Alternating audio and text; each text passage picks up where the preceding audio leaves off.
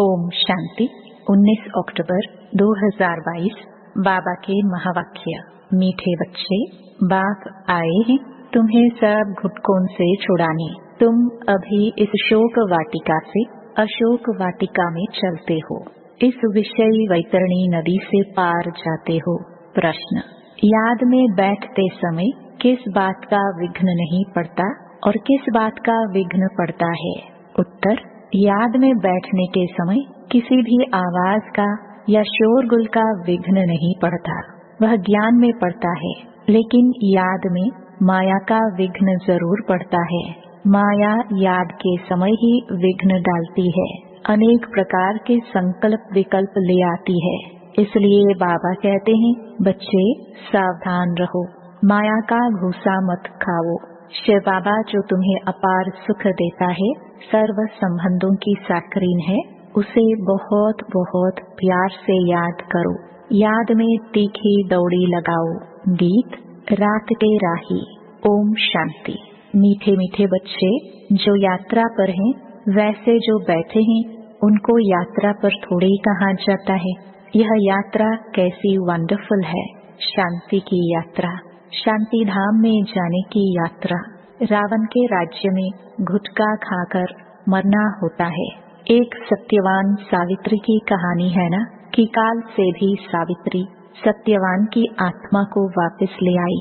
वास्तव में ऐसी कोई बात है नहीं, बाकी आधा कल्प काल खाता है, अंत में गुटखा आता है ना।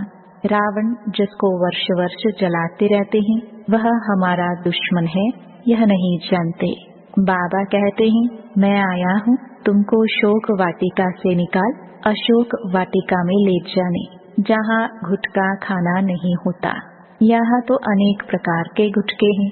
माँ बाप पति बच्चों के गुटखे खाते रहते हैं, पति विकार में फंसाते हैं, बाप आकर इन सब गुटकों से छुड़ाते हैं और नई दुनिया में ले जाते हैं। अभी आत्मा के पंख टूट गए हैं, आत्मा उड़ नहीं सकती, फिर याद की यात्रा नहीं कर सकते हैं। बरोबर यह बुद्धि योग की यात्रा है। लिखा है ना, मन मनाभव। इसका अर्थ कोई यात्रा थोड़ी ही समझते हैं। कहते हैं, राम ने बंदरों की सेना ली और बंदरों ने पुल बनाई। बंदर पुल कैसे बनाएंगे? यह तुम्हारी याद की यात्रा की पुल बन रही है, जिस पुल से तुम विषय वैतरणी नदी पार हो जाते हो। बाप इस नदी में तैरना सिखलाते हैं। खिवैया है ना, विषय वैतरणी नदी से पार कराए शिवालय में ले जाते हैं। कहते हैं, अमृत छोड़ विष काहे को खाए? तो ज्ञान को अमृत कहा जाता है। ज्ञान से सद्गति होती है। शास्त्रों को ज्ञान नहीं कहेंगे, वह है भक्ति की सामग्री। शास्त्र पढ़ने से सत्युग आ नहीं सकता, सद्गति हो नहीं सकती, इसलिए उनको ज्ञानामृत नहीं कहेंगे, वह है भक्ति। ज्ञान में पहले 100% सद्गति, फिर धीरे धीरे नीचे उतरते हैं। यह नहीं कहेंगे कि सत्युग में भी दुर्गति होती है, वहाँ दुर्गति का नाम नहीं होता। कलयुग में सबकी दुर्गति होती है। तुम जानते हो, सर्व पर दया करने वाला बाप एक ही है, जिसको श्री श्री कहा जाता है। फिर श्री श्री का टाइटल सब पर रख देते हैं। श्री कहा जाता है देवताओं को, श्री लक्ष्मी नारायण, श्री राम सीता, तो ऐसा श्री बनाने वाले को श्री श्री कहा जाता है। तुम बाप के सामने प्रतिज्ञा करते हो कि हम कभी विकार में नहीं जाएंगे। अगर प्रतिज्ञा कर फिर भूल की, तो बाप का राइट हैंड धर्मराज भी बैठा है, धर्मराज माफ नहीं करेगा। बाप भी गुप्त, ज्ञान भी गुप्त, मर्तबा भी गुप्त। यह सिर्फ तुम बच्चे ही जानते हो कि हमको श्रीमत देने वाला कोई मनुष्य हो नहीं सकता। प्रजापिता ब्रह्मा द्वारा बाप रचना रचते हैं। प्रजापिता सूक्ष्म वतन में तो होता नहीं, जरूर यहाँ ही होगा। तुम बच्चे समझ गए हो कि ब्रह्मा इस समय ब्राह्मण है, इनको भविष्य में बादशाही मिलती है। देवताएं पतित दुनिया में तो राजाई कर ना सके, तो पुरानी दुनिया का विनाश चाहिए। विनाश होना भी है जरूर, अभी थोड़ी देरी है। तुम्हारा अभी नए झाड़ का सैपलिंग ही पूरा नहीं लगा है। आगे गाते थे त्वमेव मातश्च पिता। सबके आगे यह महिमा गाते रहते हैं, समझते कुछ भी नहीं। अच्छा विचार करो, ब्रह्मा माता कैसे हो सकते? लक्ष्मी नारायण की भी अपनी राजाई चलती है, तो उनको माता पिता कहना सके। तो इस समय परमपिता परमात्मा प्रैक्टिकल में माता पिता का पाठ बजा रहे हैं। फिर भक्ति मार्ग में महिमा गाई जाती है, उसमें भी पहले पहले शिव बाबा को त्वमेव मातश्च पिता कहते हैं। पीछे लक्ष्मी नारायण सीताराम सबको कहते रहते। अकल तो कुछ है नहीं। शिव बाबा है सैक्रीन, यह मनुष्य मात्र सब आसुरी मत पर दुख ही देते हैं, और मैं सबके एवज में सबसे जास्ती सुख देता हूँ। मैं दाता हूँ। मैं तुम बच्चों को श्रीमत देता हूँ कि बच्चे तुम जितना याद की यात्रा पर रहेंगे, स्वदर्शन चक्र फिराएंगे, कमल फूल समान बनेंगे, उतना ऊंच पद पाएंगे। इन अलंकारों का अर्थ कोई समझा ना सके। अलंकार तुम ही धारण करते हो। निशानी विष्णु को दे दी है, तीसरा नेत्र भी देवताओं को दे दिया है। वास्तव में तीसरा नेत्र भी तुमको मिलता है। त्रिनेत्री त्रिकालदर्शी अक्षर है ना, इसका अर्थ भी इस समय तुम आत्मा की बुद्धि में है। आत्मा की बुद्धि में ही सब कुछ रहता है। मेरी आंख नाक कान भी शरीर नहीं कहता है, आत्मा कहती है यह मेरा शरीर रूपी महल है। आत्मा को मालूम पड़ा है कि मुझ आत्मा में 84 जन्मों का पाठ नूंधा हुआ है। कितनी गुप्त बातें हैं। आत्मा को रॉकेट भी कहते हैं। जिस आत्मा को शरीर छोड़ लंदन में जाना होगा तो सेकंड में चली जाएगी। उन्होंने कितना तीखा रॉकेट बनाया है, जो सुबह चले तो शाम को पहुंच जाए। आगे स्टीमर में 3-4 मास लग जाते थे, अभी भी स्टीमर में 1 मास लग जाता है, एरोप्लेन में 1 दिन। परंतु आत्मा बहुत तीखा रॉकेट है, जो 1 सेकंड में पहुंच जाती है, जो कोई भी देख ना सके। तुम आत्मा का ऑलराउंड पार्ट है। अच्छा, परमात्मा का पाठ क्या है? द्वापर से मेरा साक्षात्कार कराने का पाठ है। जो जो जिस भावना से मुझे याद करता है, उनकी मनोकामना पूर्ण करता हूँ। अभी मेरा ज्ञान देने का पाठ है। पतितों को पावन बनाने का पाठ है।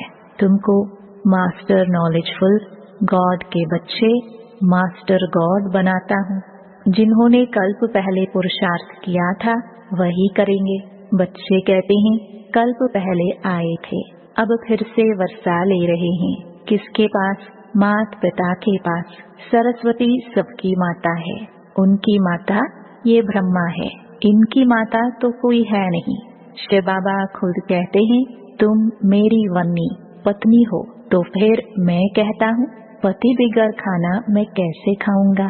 तो अच्छा, शिव बाबा और हम दोनों इकट्ठे खाते हैं, नशा तो रहता है ना। तुम भी खुद कहते हो कि बाबा दलाल बन आया है अपने साथ सगाई कराने। तुम श्रीमत पर परमात्मा के साथ सबकी सगाई कराते हो। पंडितों ने जो विकार का हथियाला बांधा है वह बाप कैंसिल कराते हैं।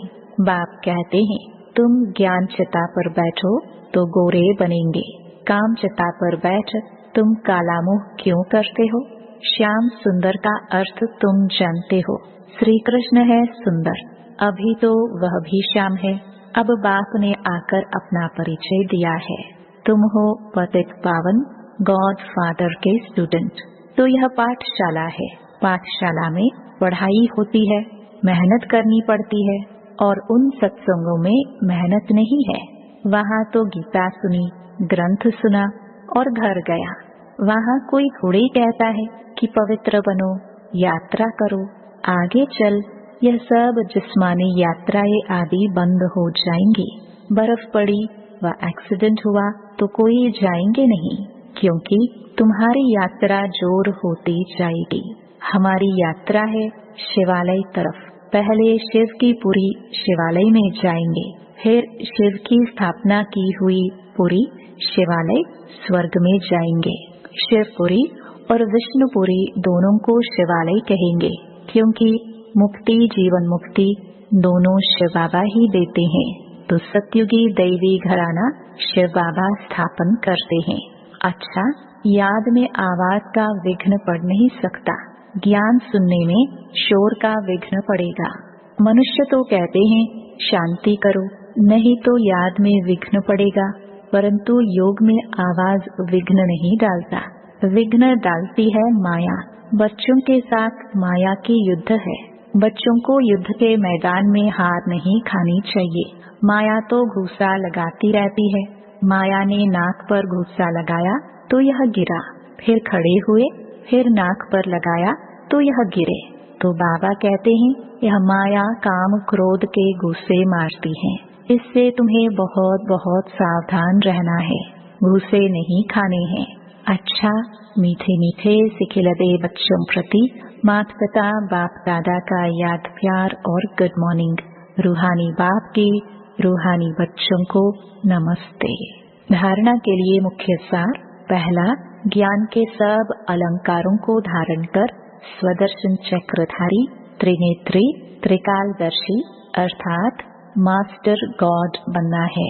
दूसरा, बाप के राइट हैंड धर्मराज को स्मृति में रख कोई भी विकर्म नहीं करने हैं। पावन बनने की प्रतिज्ञा करके विकार में नहीं जाना है। वरदान, दृढ़ प्रतिज्ञा द्वारा अलबेलेपन के लूज स्क्रू को टाइट करने वाले तीव्र पुरुषार्थी भाव। प्रतिज्ञा में लूज होने का मूल कारण है अलबेलापन। जैसे कितनी भी बड़ी मशीनरी हो, लेकिन एक छोटा सा स्क्रू लूज हो जाता है तो सारी मशीन को बेकार कर देता है। वैसे प्रतिज्ञा को पूरा करने के लिए प्लान बहुत अच्छे बनाते हो, पुरुषार्थ भी करते हो, लेकिन पुरुषार्थ व प्लान को कमजोर करने का स्क्रू एक ही है, अलबेलापन। वह नए नए रूप में आता है। इसी लूज स्क्रू को टाइट करो। मुझे बाप समान बनना ही है। इसी दृढ़ संकल्प से तीव्र पुरुषार्थी बन जाएंगे। स्लोगन, बेहद की वैराग्य वृत्ति ही समय की समीपता का फाउंडेशन है। मातेश्वरी जी के अनमोल महावाक्य। अभी तो यह सारी दुनिया जानती है कि परमात्मा एक है। उस ही परमात्मा को कोई शक्ति मानते हैं, कोई कुदरत कहते हैं, मतलब तो कोई न कोई रूप में जरूर मानते हैं। तो जिस वस्तु को मानते हैं अवश्य वह कोई वस्तु होगी, तब तो उनके ऊपर नाम पड़े हैं। परंतु उस एक वस्तु के बारे में इस दुनिया में जितने भी मनुष्य हैं उतने मते हैं, परंतु चीज फिर भी एक ही है। उसमें मुख्य 4 मते सुनाते हैं। कोई कहता है ईश्वर सर्वत्र है, कोई कहता है ब्रह्म ही सर्वत्र है, कहते हैं सर्वत्र ब्रह्म ही ब्रह्म है। कोई कहता ईश्वर सत्यम माया मिथ्यम, कोई कहता ईश्वर है ही नहीं, कुदरत ही कुदरत है। वो फिर ईश्वर को नहीं मानते। अब यह है इतनी मते।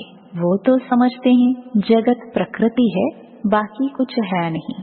अब देखो, जगत को मानते हैं, परंतु जिस परमात्मा ने जगत रचा उस जगत के मालिक को नहीं मानते। दुनिया में जितने अनेक मनुष्य हैं उन्हों की इतनी मते। आखिरी भी इन सभी मतों का फैसला स्वयं परमात्मा आकर करता है। इस सारे जगत का निर्णय परमात्मा आकर करता है, अथवा जो सर्वोत्तम शक्तिवान होगा वही अपनी रचना का निर्णय विस्तार पूर्वक समझाएगा। वही हमें रचना का भी परिचय देते हैं और फिर अपनी रचना का भी परिचय देते हैं। कई मनुष्य ऐसे प्रश्न पूछते हैं, हमको क्या साबित है कि हम आत्मा है? अब इस पर समझाया जाता है। जब हम कहते हैं अहम आत्मा उस परमात्मा की संतान है, अब यह है अपने आप से पूछने की बात। हम जो सारा दिन मैं कहता रहता हूँ, वो कौन सी पावर है? और फिर जिसको हम याद करते हैं वो हमारा कौन है? जब कोई को याद किया जाता है तो जरूर हम आत्माओं को उन्हों द्वारा कुछ चाहिए।